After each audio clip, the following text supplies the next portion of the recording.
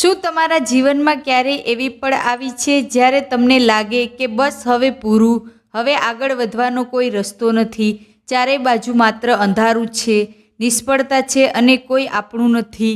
નમસ્કાર મિત્રો, આપણે સૌ જીવનના કુરુક્ષેત્રમાં લડી રહ્યા છીએ. ક્યારેક ધંધામાં ખોટ, ક્યારેક સંબંધોમાં તિરાડ, તો ક્યારેક પોતાની જાત સાથેની લડાઈ. જ્યારે માણસ અંદરથી તૂટી જાય છે ને, ત્યારે તેને દુનિયાની કોઈ દવા નથી લાગતી.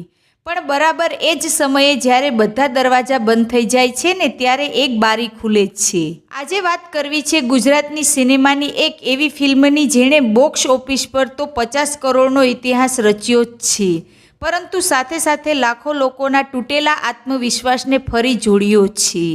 ફિલ્મનું નામ છે લાલો કૃષ્ણ સદા સહાયતે. મિત્રો, આ ફિલ્મની વાર્તા કોઈ સુપર હીરોની નથી, પણ તમારી અને મારી છે.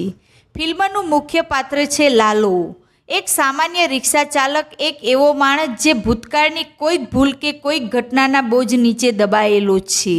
તેની જિંદગીમાં કોઈ રંગ નથી, માત્ર સંઘર્ષ જ છે.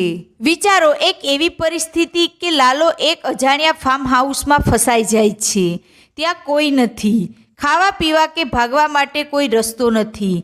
એક તરફ એકલતા ડંખ મારે છે અને બીજી તરફ તેના મગજમાં ચાલતા નકારાત્મક વિચારો તેને આત્મહત્યાના કિનારે લઈ જાય છે. મિત્રો, આ ફાર્મ હાઉસ તો માત્ર એક રૂપક છે. અસલમાં આપણે બધા પણ ક્યારેક ને ક્યારેક આવા જ એક માનસિક ફાર્મ હાઉસમાં ફસાઈ જઈએ છીએ, જ્યાં આપણે ચીસો પાડીએ તો પણ કોઈ સાંભળતું નથી.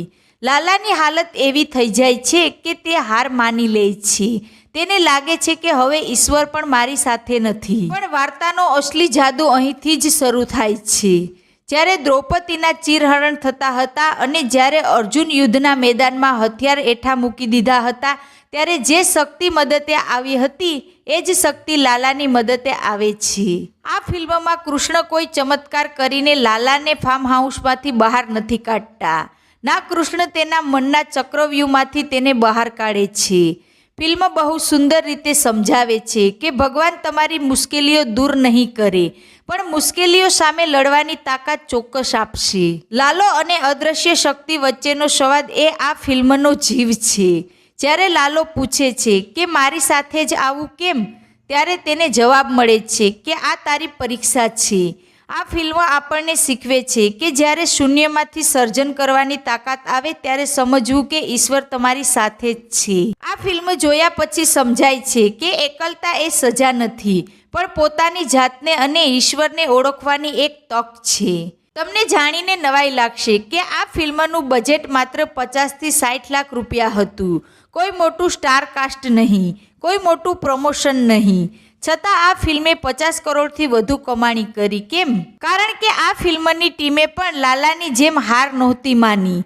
જ્યારે મોટી મોટી ફિલ્મો ફ્લોટ જતી હતી, ત્યારે આ નાના બજેટની ફિલ્મે સાબિત કર્યું કે જો તમારી નિયત સાફ હોય ને, તો મહેનતમાં દમ હોય, તો આખી દુનિયા તમને સલામ કરે છે.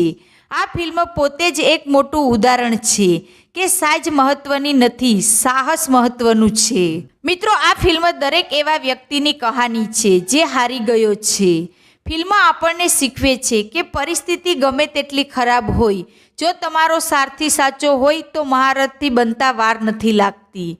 લોકો થિયેટરમાંથી રડતા રડતા બહાર આવે છે, દુઃખના કારણે નહીં, પણ એક નવી આશા અને શ્રદ્ધા લઈને. તો મિત્રો, જો તમે હજુ સુધી આ ફિલ્મ નથી જોઈ તો તમે ઘણું બધું ચૂકી રહ્યા છો.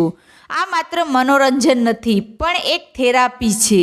શું તમે લાલો ફિલ્મ જોઈ? તમને આ ફિલ્મનો કયો ડાયલોગ કે કયો સીન સૌથી વધુ ગમ્યો? કોમેન્ટમાં અમને ચોક્કસ જણાવજો. અને હા, જો તમારા જીવનમાં પણ કોઈ લાલો જેવી સ્થિતિ હોય તો યાદ રાખજો, કૃષ્ણ સદા સહાયતે.